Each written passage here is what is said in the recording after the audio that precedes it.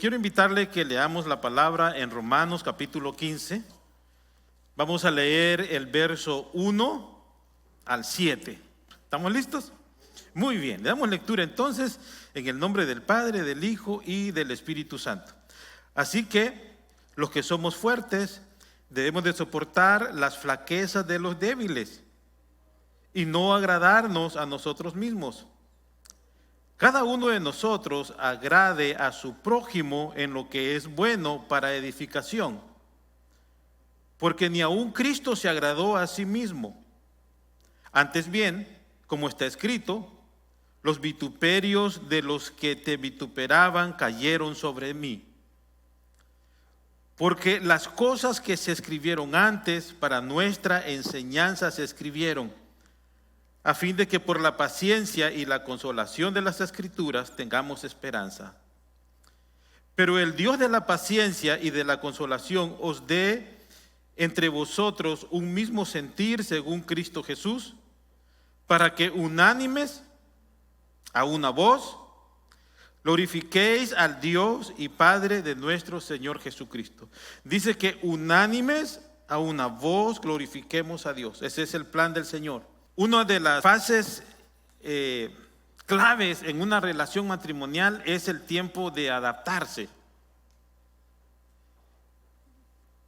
Para algunos el tiempo de adaptación puede ser de 1 a 2 años y para otros toda la vida.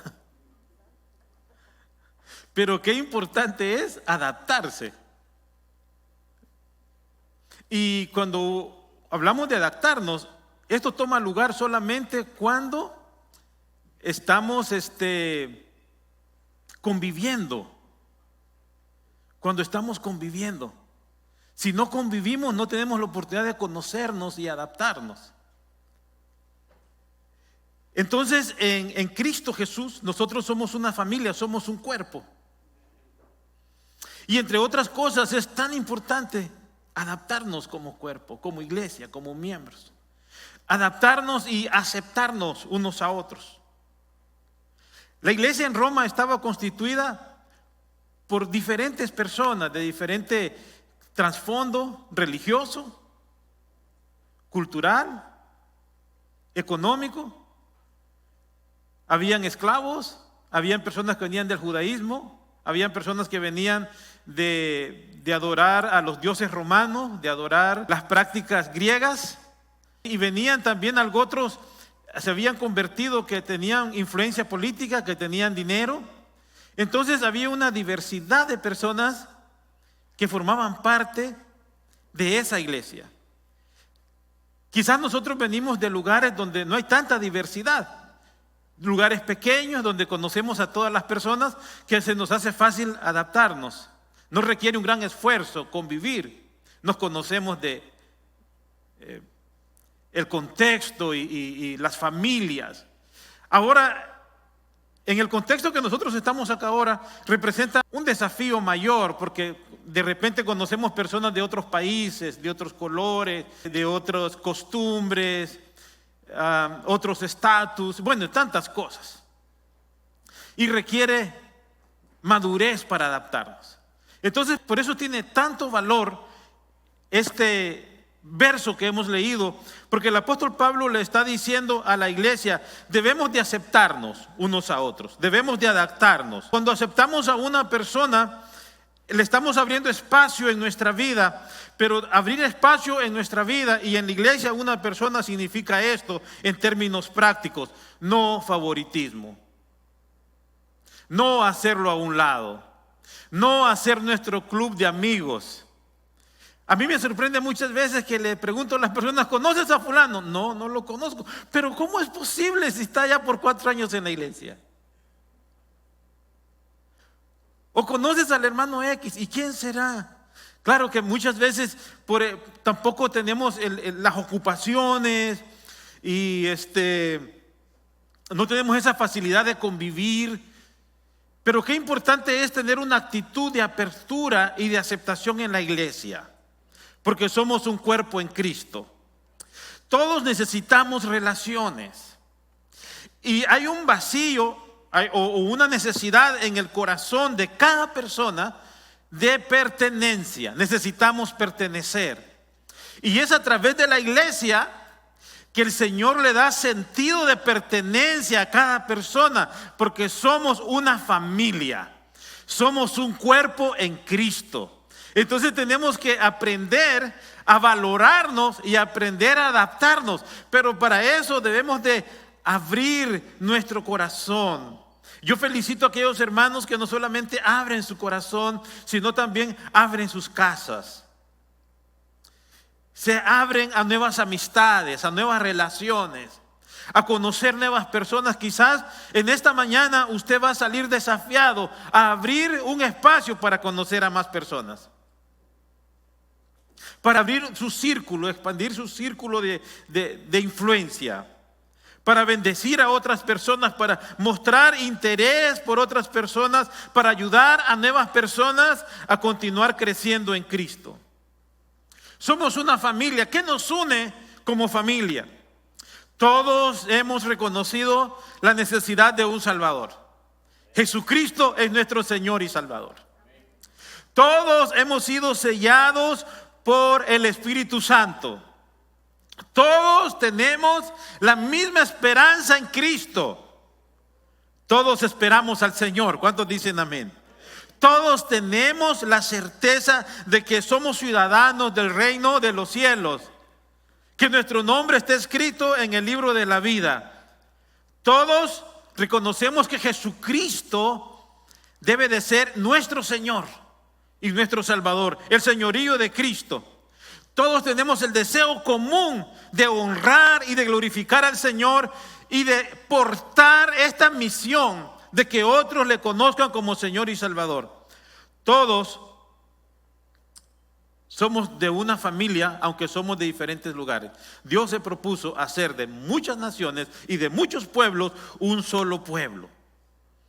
Entonces, conociendo esto, el Señor nos llama, así en el verso 1, nos dice: los que somos fuertes debemos de soportar las flaquezas de los débiles y no agradarnos a nosotros mismos. ¿Qué es lo que nos está diciendo? Mire, en esta familia que se llama iglesia es imperfecta.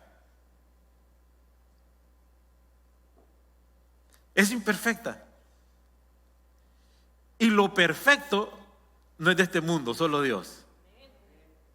Que nadie es perfecto. Usted no tiene familias perfectas. Bueno, pudiera ser usted la pareja ideal, pero no perfecto. Y usted me dice: ay, pastor, siempre seremos la pareja ideal. Gloria a Dios. Pero no es perfecto. Entonces, como no es perfecto, necesitamos adaptarnos. Y necesitamos aprender a llevar nuestras flaquezas, nuestras dificultades. Y como le digo, nosotros solamente podemos conocer las flaquezas de alguien conviviendo. Porque así de afuera la vida es perfecta. La vida de redes sociales es perfecta. Hasta las fotos se editan. ¿Cierto? Todo es perfecto.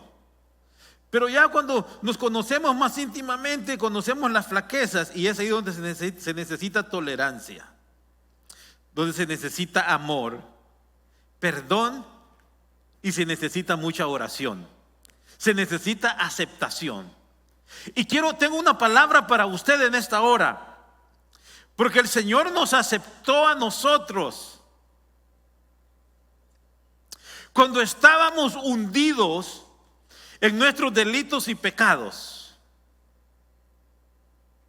Él nos aceptó y no nos puso condiciones.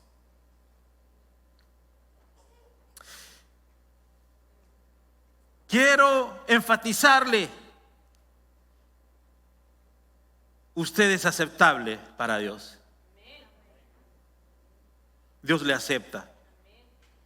Dios dijo: vengan a mí tal como están. Cansados, trabajados, frustrados, hundidos, quebrados, descompuestos. Le hacía bromas a un mecánico los otros días que le sobraron tornillos después de reparar el carro. Y dije: oye, algo quedó flojo, le sobró tornillos.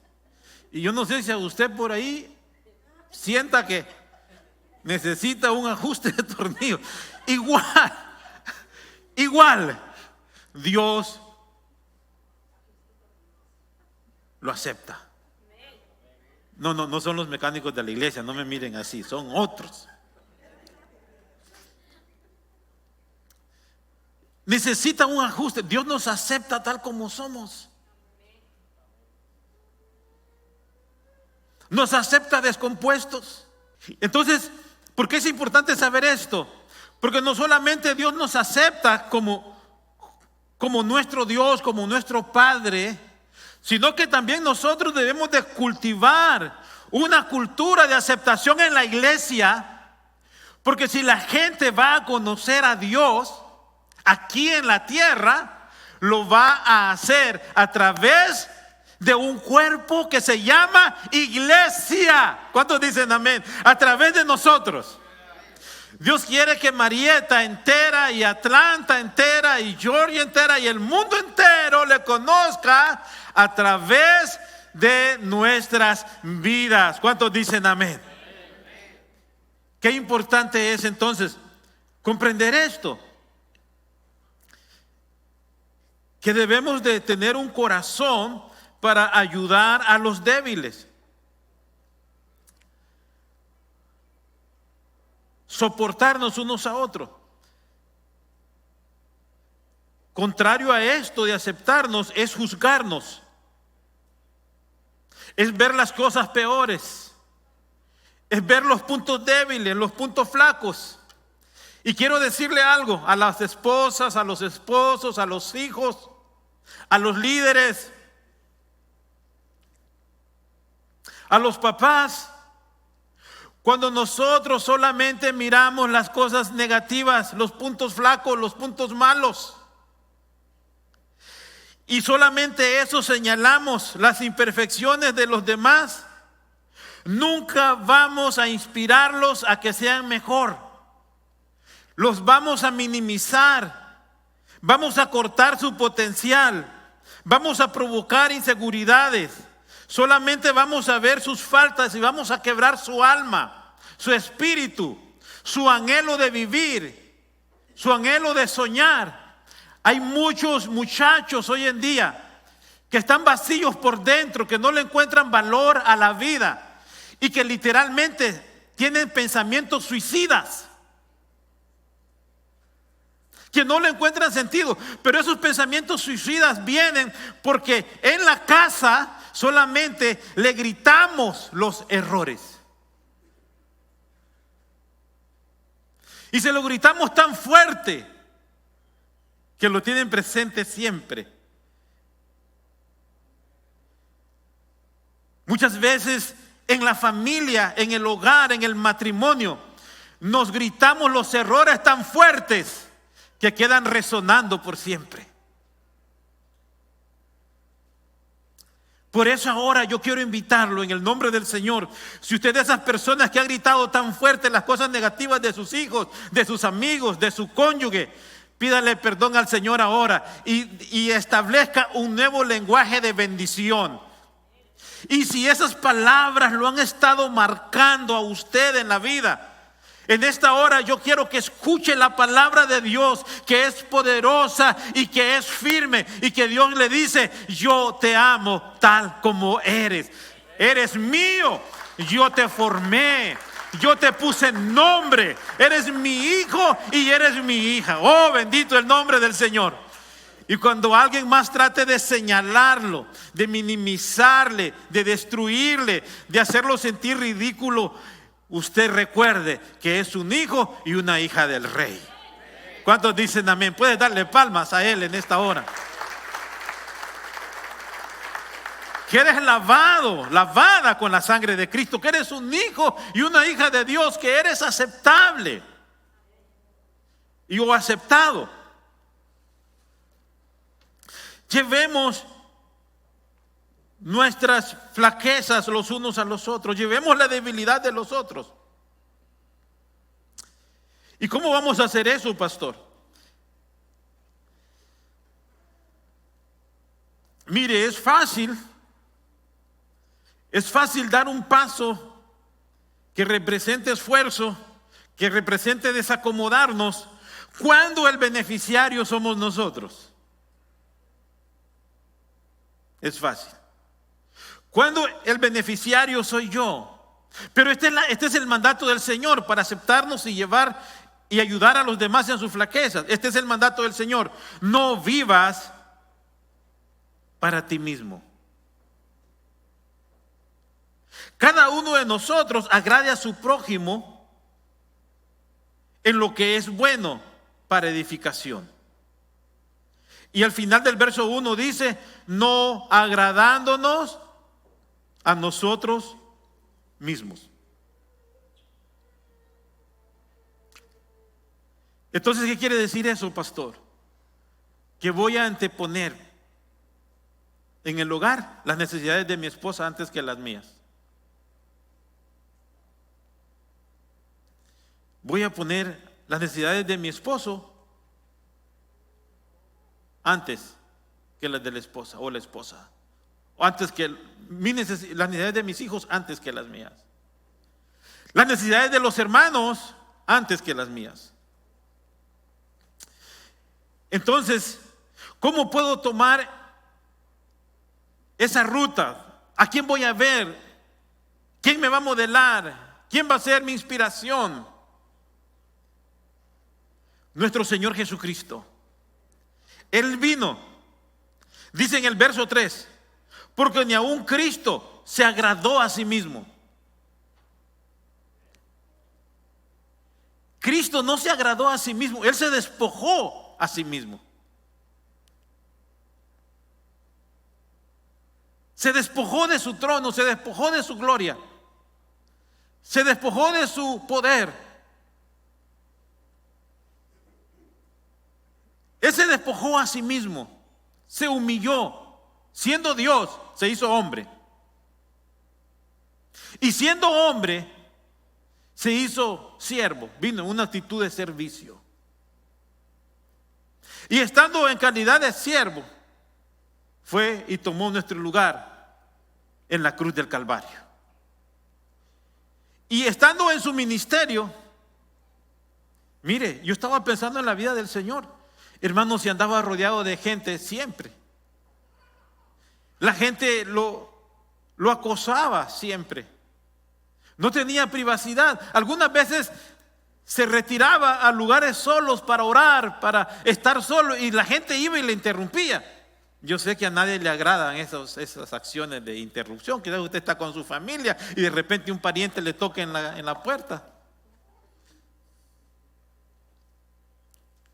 Mire, el Señor no tenía momentos de privacidad, andaba rodeado con gente siempre. Así es que cuando le invitaban a algunos tacos, no solo era el Señor, eran 12 más y los que lo seguían también. No estaba. No era tan práctico así, ¿verdad? Pero lo que quiero señalar de esto es que el Señor no tenía privacidad. ¿Y por qué no tenía privacidad? Porque Él no vivía para sí, Él vivía para los demás.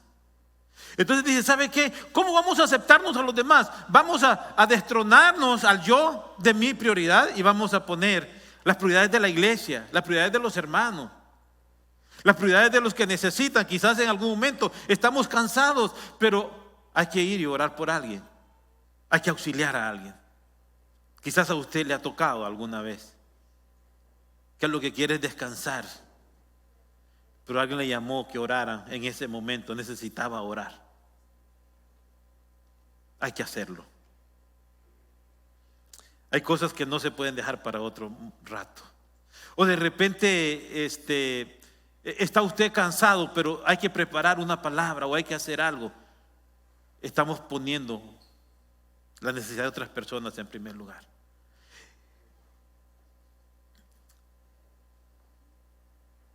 El Señor Jesús es nuestro ejemplo. ¿Y cómo podemos nosotros hacer esto? Mire el verso 4. El verso 4 dice, porque las cosas que se escribieron antes para nuestra enseñanza se escribieron a fin de que por la paciencia y la consolación de las Escrituras tengamos esperanza. ¿Qué voy a hacer yo? ¿De dónde voy a alimentar esta actitud de despojo? Cuando puedo leer la palabra y puedo inspirarme en aquellas personas que agradaron a Dios antes que yo. Cuando puedo inspirarme en las historias bíblicas, cuando puedo ver cómo el Señor vivió, cuando puedo ver cómo vivió Moisés, cuando puedo ver cómo vivió Abraham, cuando puedo ver cómo vivió el pueblo de Israel en el desierto, cuando yo puedo llenarme de la palabra del Señor, entonces encuentro la fe. Cuando estoy en contacto con la palabra, encuentro la inspiración que necesito, encuentro la fe que necesito, encuentro la instrucción que necesito. El Señor me habla cuando tengo contacto con la palabra del Señor. Por eso es tan vital. Es tan vital que nosotros leamos la palabra de Dios. Es tan vital que estemos conectados en la predicación. Es tan vital que tengamos un momento de leer la palabra en nuestra vida diaria y meditar en lo que leemos. Porque esta palabra fue escrita para nosotros. La Biblia es la palabra de Dios. ¿Y qué va a pasar? Allí el Señor nos dará la paciencia. El Espíritu Santo nos dará la paciencia. Mire, el verso 5 dice, pero el Dios de la paciencia. Mire, hay gente que le pide paciencia al Señor. ¿Y sabe qué le viene? Problemas. Ay, Señor, te pedí paciencia. Y esta gente con la que trabajo, gloria a Dios. El Señor te está dando que desarrolles ¿qué? Paciencia. Pero ¿dónde yo encuentro la fortaleza? La encuentro en Dios. El verso 5 dice que el Dios de paciencia y de consolación nos va a dar el sentir que hubo en Cristo Jesús. ¿De dónde yo agarro ese sentir que necesitamos, esa actitud que necesitamos? La voy a agarrar de estar en contacto con la palabra del Señor. De estar en contacto con la palabra de Dios. Así es que, por favor, lea la Biblia. La predicación es tan importante porque es el momento cuando vamos a ser edificados con la palabra de Dios. Entonces aproveche este momento, abra su corazón, tome notas, dispóngase a aprender de la palabra del Señor, converse, aplíquelo, porque el Señor nos está capacitando y Dios quiere que tengamos nosotros todos este mismo sentir que hubo en Cristo Jesús. ¿Y cuál es el fin? Dice, para que unidos todos glorifiquemos a Dios. Ese es el fin.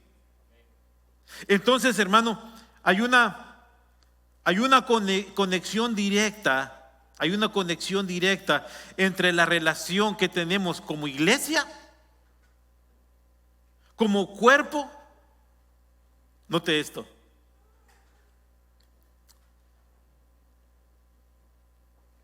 Hay una conexión directa entre la salud en las relaciones y la actitud de adoración. Porque cuando hay problemas en las relaciones, hay gente literalmente que está lista para venir a la iglesia, tuvieron un disgusto y alguien se quedó. Dígame si no afectó en el momento de adorar.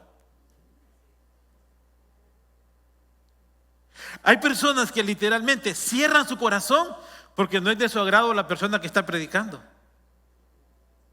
Y se pierden lo que Dios les va a decir. Hay personas que no adoran porque no le gustan los cantos o la persona que está cantando y está con una actitud pésima.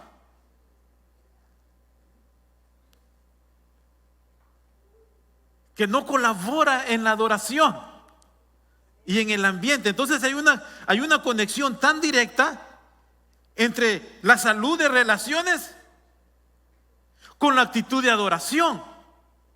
Entonces Dios tiene un fin. ¿Cuál es el fin? Que como cuerpo disfrutemos juntos adorar a Dios. ¿Por qué es importante disfrutar juntos adorar a Dios? Porque cuando adoramos a Dios,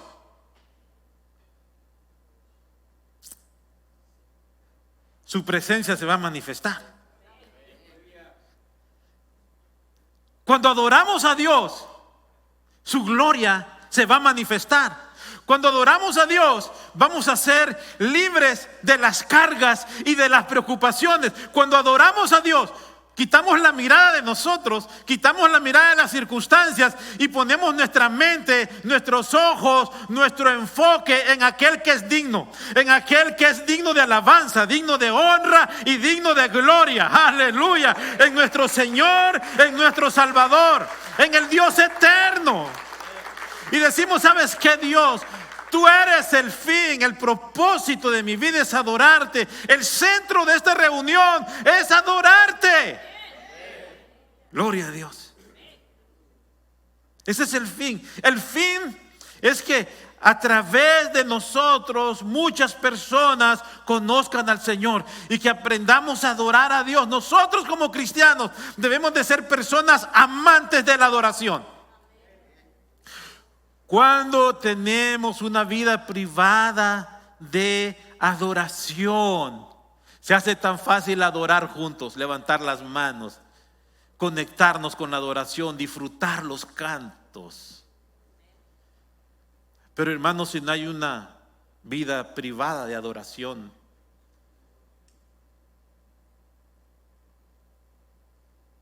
empezamos cantando un canto y terminamos cantando cualquier canción. Un pastor estaba tan preocupado porque una familia no había llegado a la iglesia y fue a visitarlos. Y estaba tocando y nadie le abría. Entonces, como era de confianza, se atrevió a abrir la puerta así. La hermana estaba barriendo y oyó que estaba cantando allá en el Monte Grande.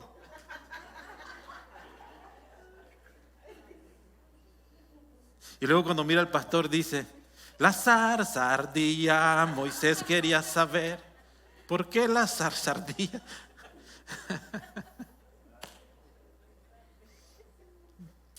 Está bien infantil, pero me gusta mucho a mí eso. Porque ilustra muchas veces la vida que llevamos. Pero quiero llamarle, preguntarle a usted.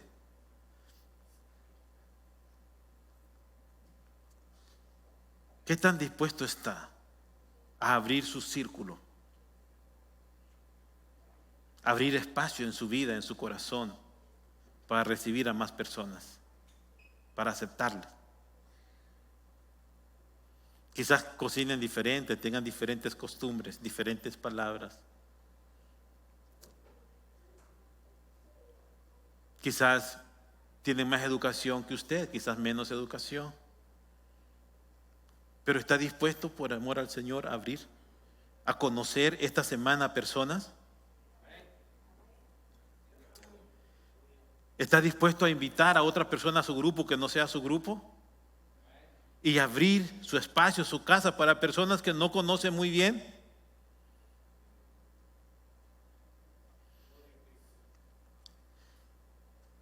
Le pregunto algo más. ¿Ha sido paciente con otros o hemos fallado el test de la paciencia nosotros?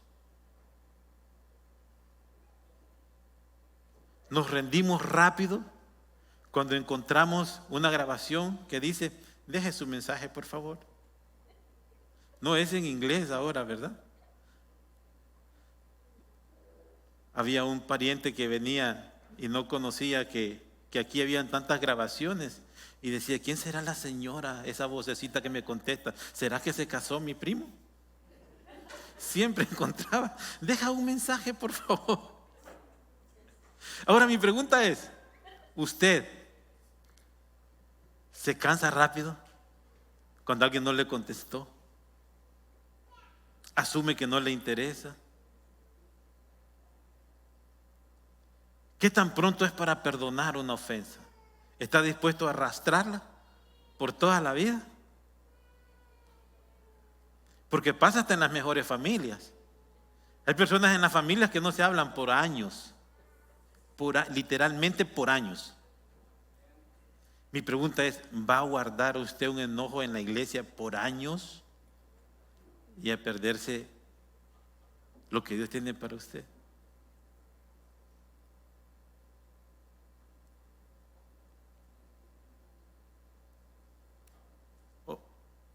o podemos tomar hoy esa decisión de pasar por alto las ofensas y reconocer que somos imperfectos, que somos un cuerpo de cristianos imperfectos y que Dios nos está perfeccionando cada día y que todos somos diferentes y necesitamos aceptación. Amén. Que esa es la vida que agrada a Dios. De eso estamos hablando, de una vida que agrada a Dios. Quiero invitarle que nos pongamos de pie.